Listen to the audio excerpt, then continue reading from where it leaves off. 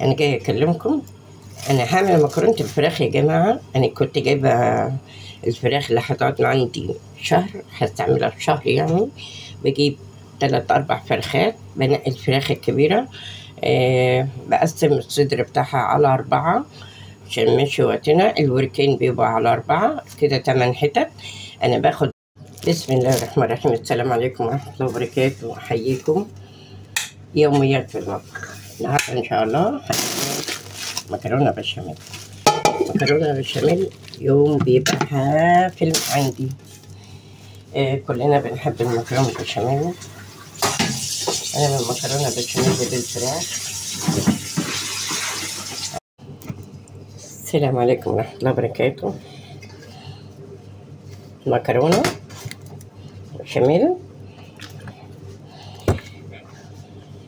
هندهن الصينيه.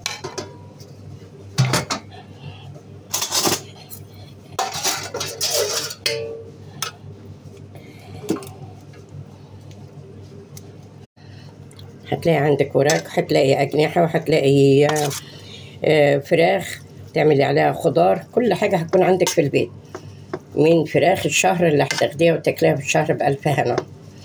أهو أنا مليت الصينية بتاعتي أهو. أنا مش بحب المكرونة تبقى مكدسة كده مليانة في الصينية. أنا عايزاها حاجة.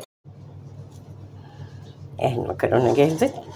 هدخلها الفرن واعمل واحدة تاني. هعمل صينية تاني. دي اوردر طالع برا البيت، انما دي خاصة لبيتي وولادي. مكرونة. اللهم بارك. مكرونة بشاميل. هوريكم المكرونة. هنستنى 10 دقايق لولا ما هنقطعها عشان تبقى سليمة وتروك مع بعض. طبعا احنا بنقيت على اول تركب. بسم الله الرحمن الرحيم. بسم الله.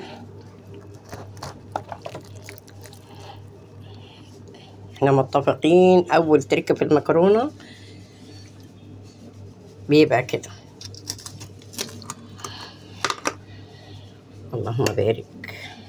والمكرونه بقى بص الحاجه. عملنا مكرونه من الحاجات الموجوده في البيت.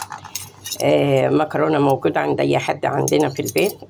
بصل عندنا، طماطم عندنا، فلفل عندنا، حاجات كل حاجه. ما جبناش حاجه من بره.